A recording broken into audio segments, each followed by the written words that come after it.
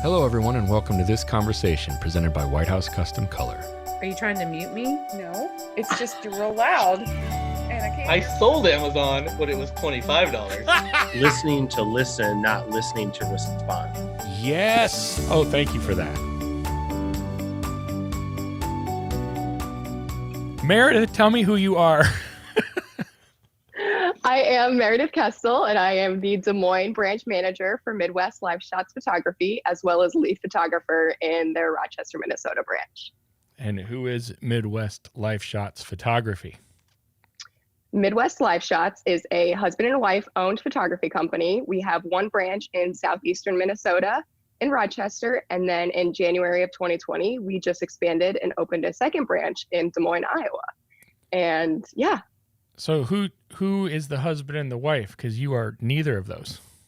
Correct. I am not a husband or a wife. I'm a fiance, but not a husband or a wife. So Scott and Jen Elder own Midwest LifeShots Photography, and they have been working together as a photography team for 10 years.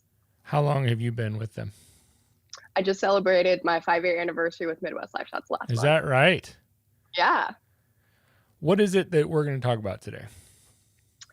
So kind of a little bit of everything. So we obviously just expanded to a second location, which is really unique for a photography company to have 2 locations with the same name. So we expanded on that, and then just kind of talking about our team and how we all work together, how Scott and Jen work together as a husband and wife, and how I kind of work in with them as well. And then also just kind of how we market on social media with Instagram using our Instagram stories. So it's rare for me. In fact, I'm trying to think if I have ever done this. I don't know if I've ever had the with the employee, right? I'm always, and a lot of people don't have employees to begin with, right? A lot of people are just one person shows, or maybe just a husband and wife team and nobody else.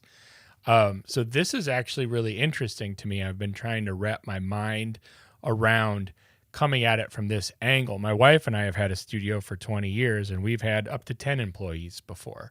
And so I'm trying to think, if I'm on, if I'm watching this or I'm listening to this, what do I want to get from an employee's perspective? Because it's so unique. It's so different.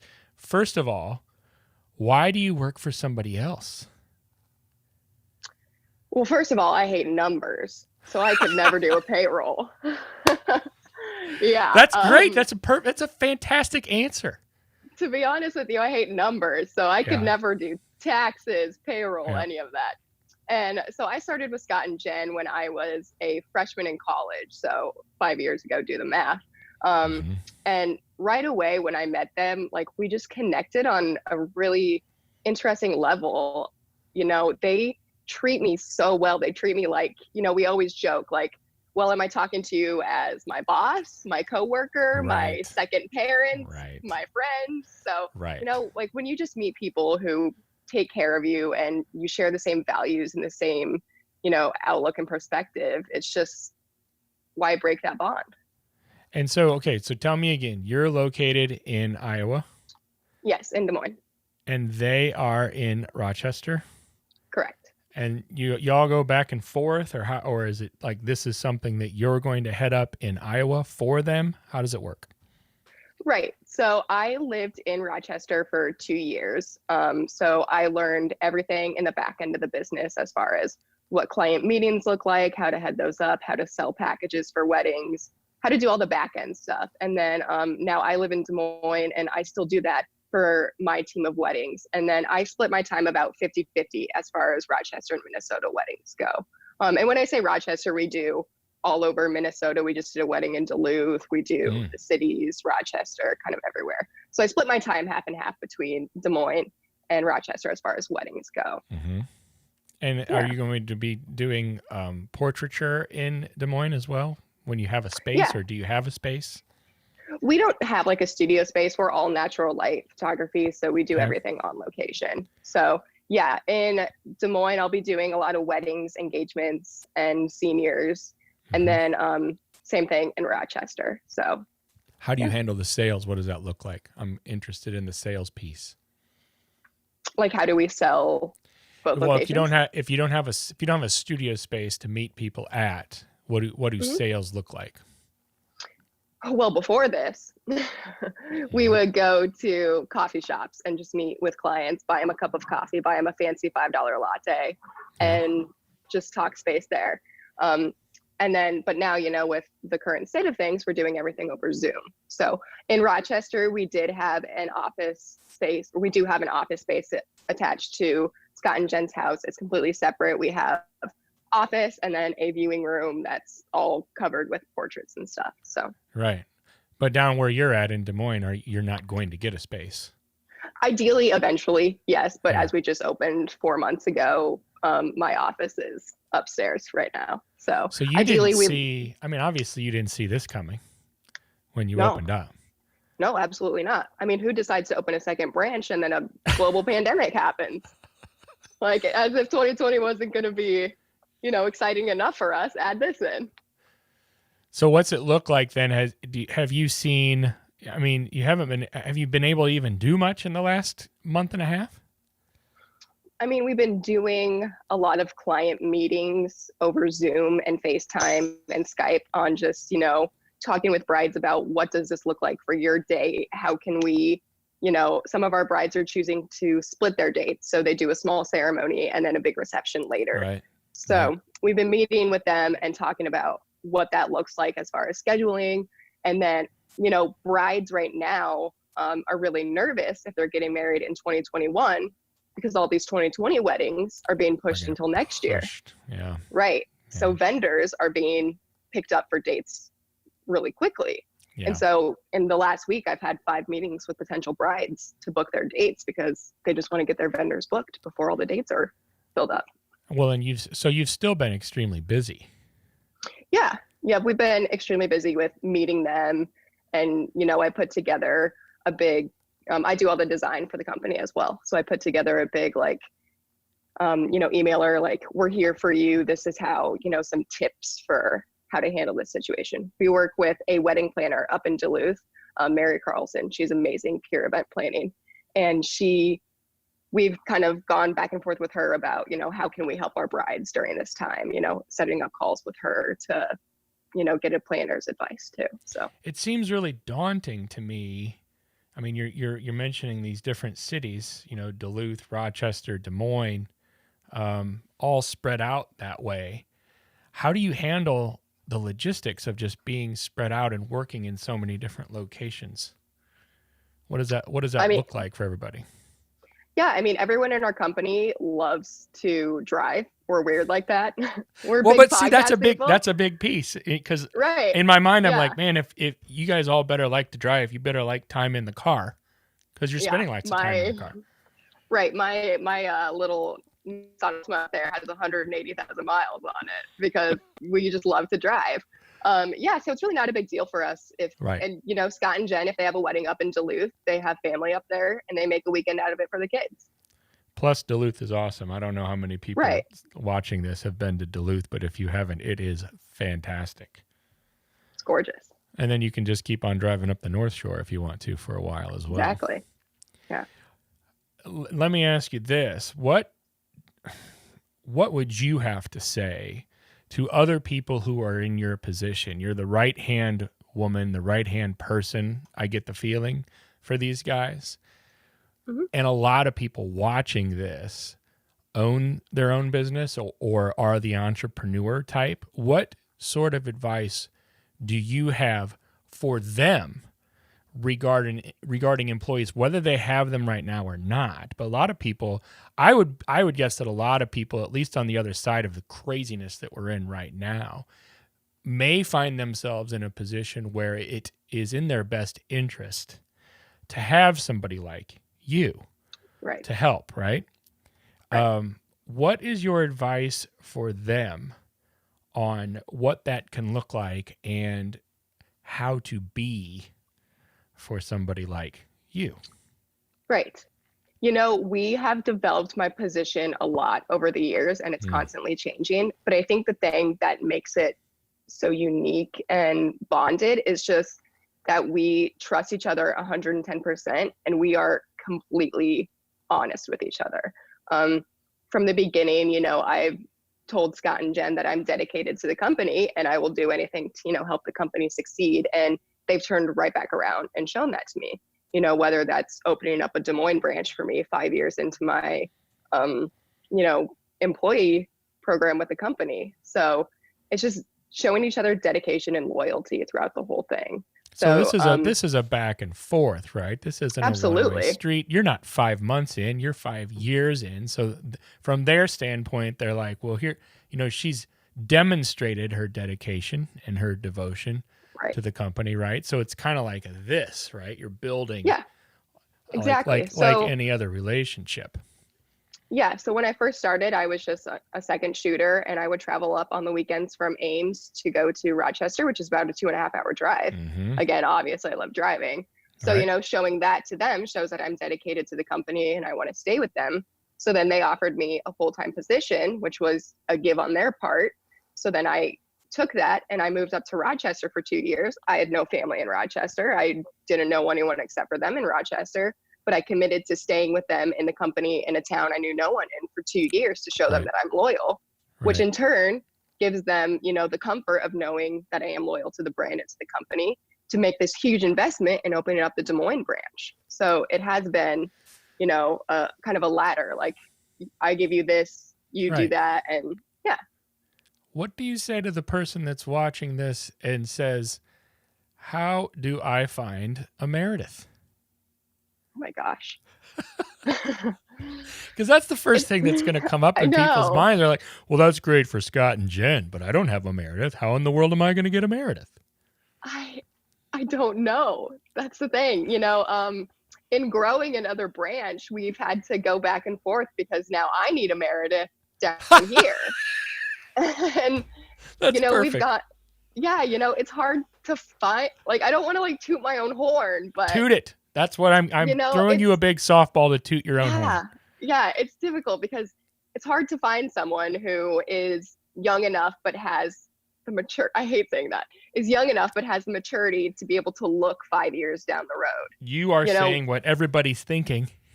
You know, when I was coming out of college, I could have thought, like, I don't want to work for the same person for the rest of my life. I want to go out and start my own company. But in my mind, you know, I understood, like, I'm not good at math. I couldn't do that.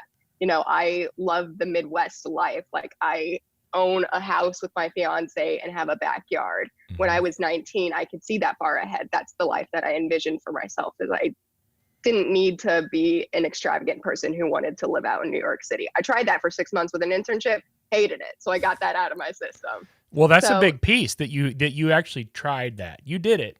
Yeah. So you're not wondering. Right? You're not going to spend the next 10, 15, 20 years wondering, what if I would have taken an internship in New York City? Right. So when I was a senior, the spring of 2017, so January to March, I had an internship in New York City. Scott had just offered me the full-time position in Rochester. And I told him, I was like, I'm still in college. I have this opportunity to go to New York City for 6 months. I know that if I don't take it for the rest of my life, I'm going to be thinking, what if? I went out there for 6 months, hated the subway. You know, I'm a driver, so I love being able to get 5 miles in 5 minutes here. There, it takes 45 minutes to go 5 miles. So, you know, I saw that and I was like, this is not the life I want. I want to be able to work for a company that values me. I worked at an internship in Manhattan, did a whole year's worth or a whole semester's worth of work, and I got a $10 Starbucks gift card. So being able to work for a company like Scott and Jen, who's willing to invest in me and open up a second location in a city I love, just, you know, furthers that connection there. What does it look like? Let's just act like for a second that the pandemic is done, right? And all the restrictions are lifted, right? Let's put ourselves there for a second. Yeah. 'Cause it's coming. What is that going to look like for you regarding the expansion? Like, what's on your to-do list? What are the things that you need to tackle right away to further what your goal is as a company? Right. So right before this, we were actually working on a really cool piece with some local businesses where they would say that again. You cut out for a second. Yeah, no worries. right before all of this, we were working with some local businesses to do a really cool kind of showcase of local areas in Des Moines, to do like some kind of like styled engagement shoots. So like, if you're familiar with Des Moines, there's a really cool burger place called Zombie Burger, and it's all zombie themed. So we were going to do like a zombie themed burger engagement photo shoot at their location.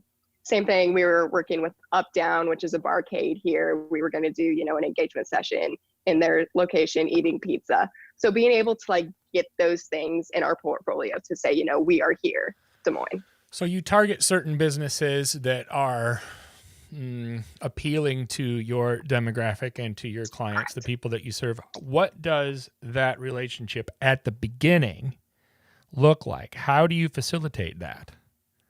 So luckily, we kind of already had a foot in the door here in Des Moines. My fiance is a marketing manager for a, I know, that's why it just made sense. So I gotta tell all the viewers, go out and get engaged to a marketing manager that's familiar with your area. Yes. So we, like I said, that's why it made sense to open Des Moines, because we had all these things. So my fiance is a marketing manager for a concert venue and works closely with Up Down. So luckily he had already had contacts with people for doing contests with Woolies and First Fleet Concerts and Hinterland Music Festival. So luckily he just kind of wrote them an email introducing me to them, and then we took it from there. But really what you're doing is you're playing the hand that you're dealt either way. Right. And you're not afraid to ask. You're not afraid to throw stuff out there. I'm speaking for you a little bit, so correct me if I'm wrong, but this is the way that I'm seeing it. You're like, looking, okay, now what's our situation? What do we have that we can actually use to propel this vision forward? Is that fair enough? No, that's a perfect example. Yeah, playing the cards that you're dealt. You know, and we have a big motto in our company that it's just like, what's the worst that can happen? Someone says no. Yes. You know? Right. Like, yeah, that's our motto with everything. Yeah, you just kind of go, a little bit of this, a little bit shoot of that. Your shot. If they say no, then cool, move on.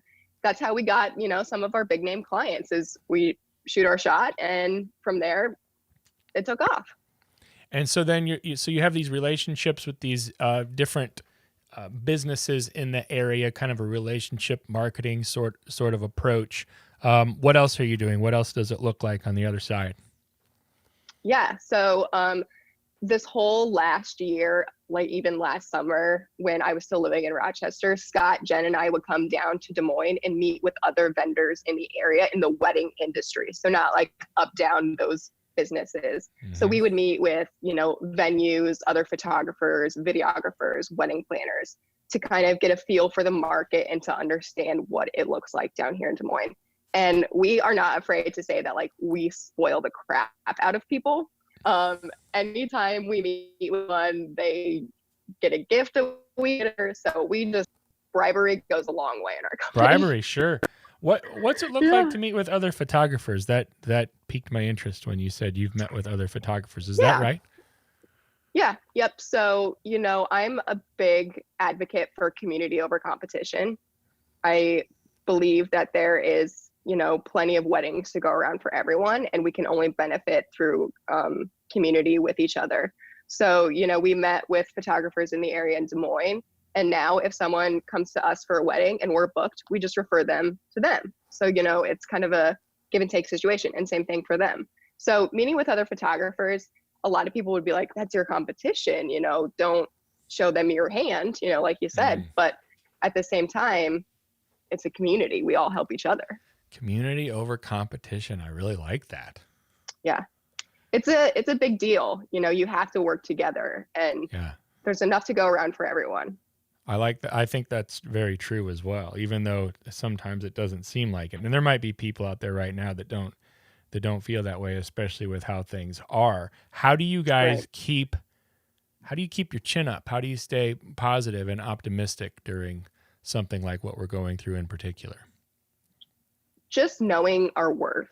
Again, I don't want to toot our own horn, but, you know, we've been at this for 10 years. We've had the building blocks in place to keep our company, you know, alive and afloat for a time like this. It is hard, when you open a second branch and then a global pandemic happens, because, it's a big business venture to open a second location, and then business goes to a standstill. So what do you do when that happens?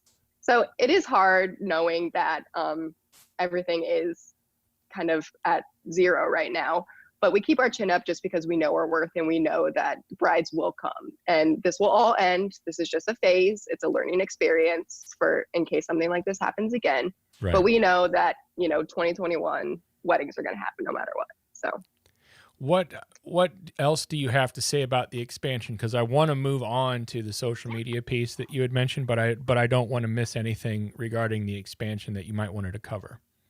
Yeah. I mean, it's just been exciting. Scott and Jen are very business minded people. So they're always looking, what's next, what's ahead, how do we keep growing? Because if you're not moving, then you're just going to fade out. So right.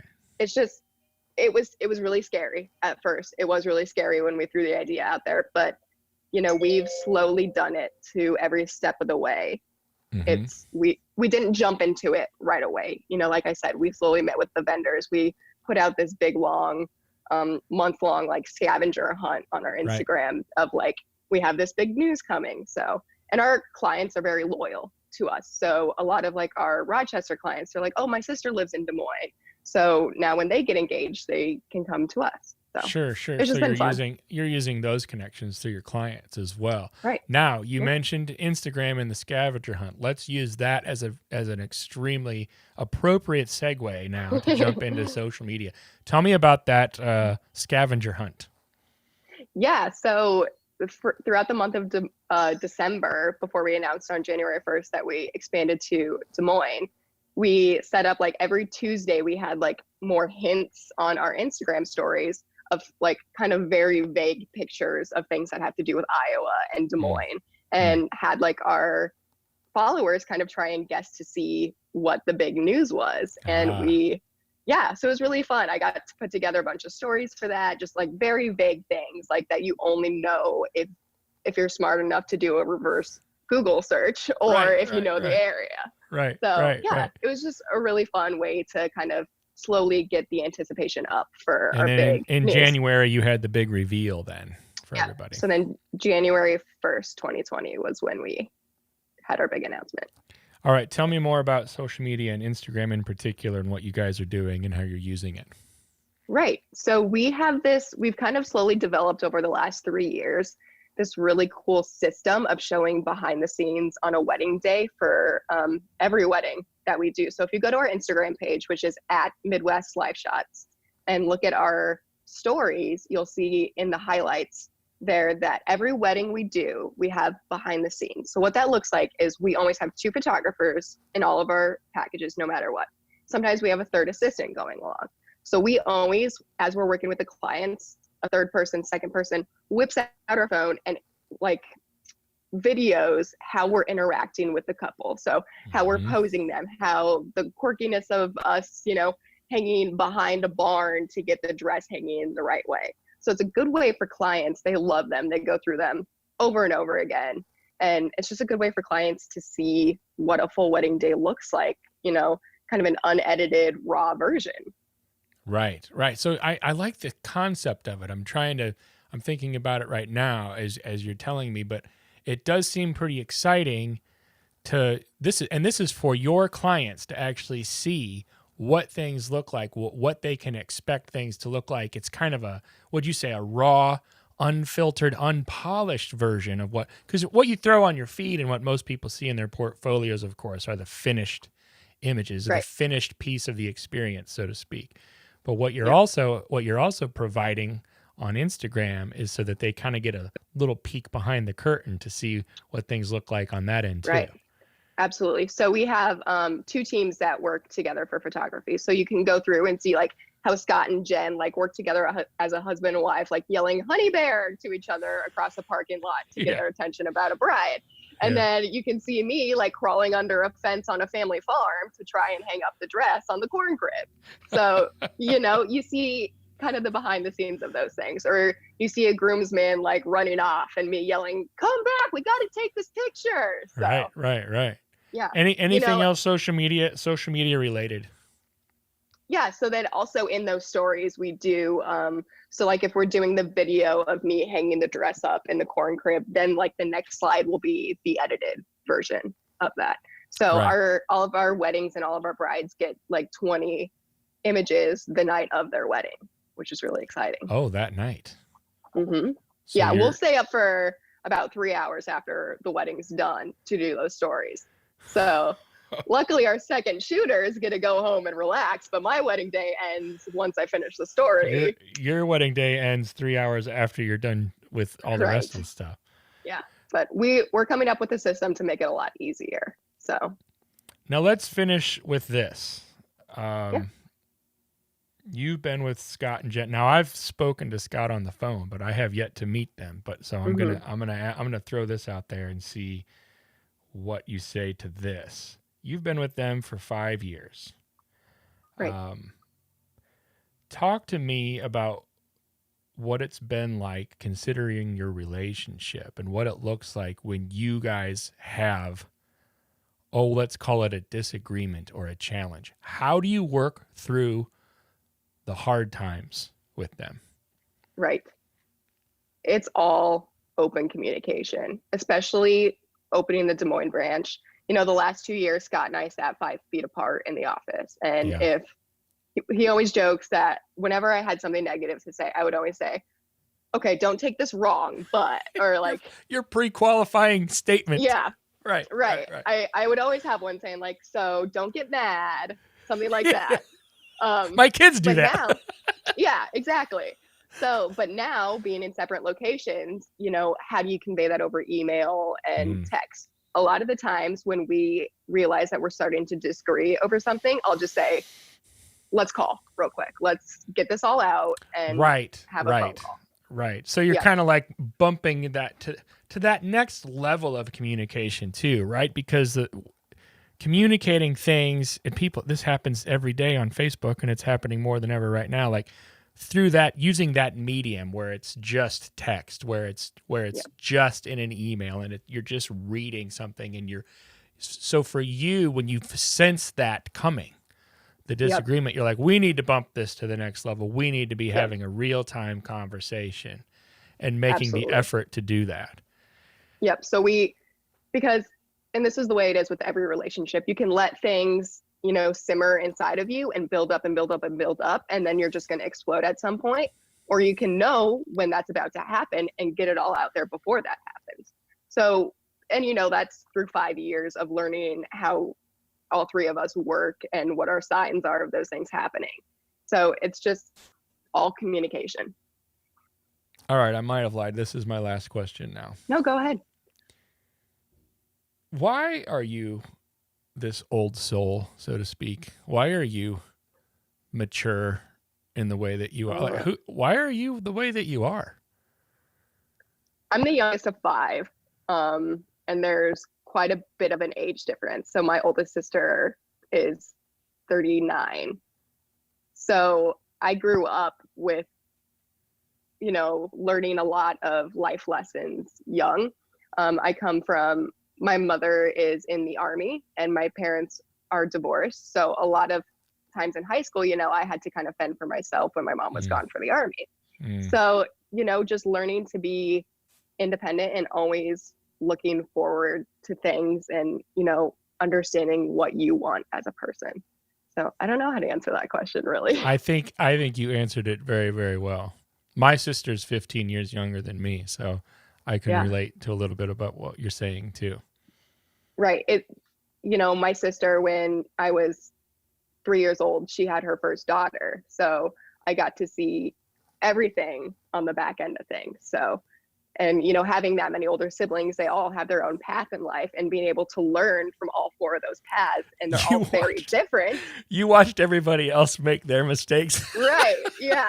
So luckily I got to pick and choose what parts of their path I like and what worked and what didn't. I'm going to do this. I'm not going to do this. I'm not going to do this. Exactly. So luckily I got to just kind of pick and choose, be a little chameleon about. Yeah. I think that's a great answer to that question. I appreciate you going down that path with me for a little bit. I just had to know. All right, now let's do the formal ending. Where can everybody find you guys? What are your ats and your websites and your all the rest of the stuff? Yep. So you can find us online at www.midwestlifeshots, LifeShots.com. If you want to go to the Des Moines one, it's that same one, just /DSM. Mm-hmm. And then you can find us on Instagram at Midwest Life Shots. So MidwestLifeshots.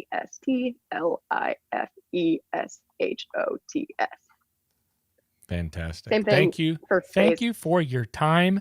Thank you for your candor. I applaud what you guys are doing and who you are. And tell Scott and Jen, thank you for letting me borrow you for a half hour or so. Yeah, absolutely. Thank you so much for having us. Good luck on your expansion. Thanks, Jed. Hey guys, thanks for watching this conversation presented by White House Custom Color on YouTube.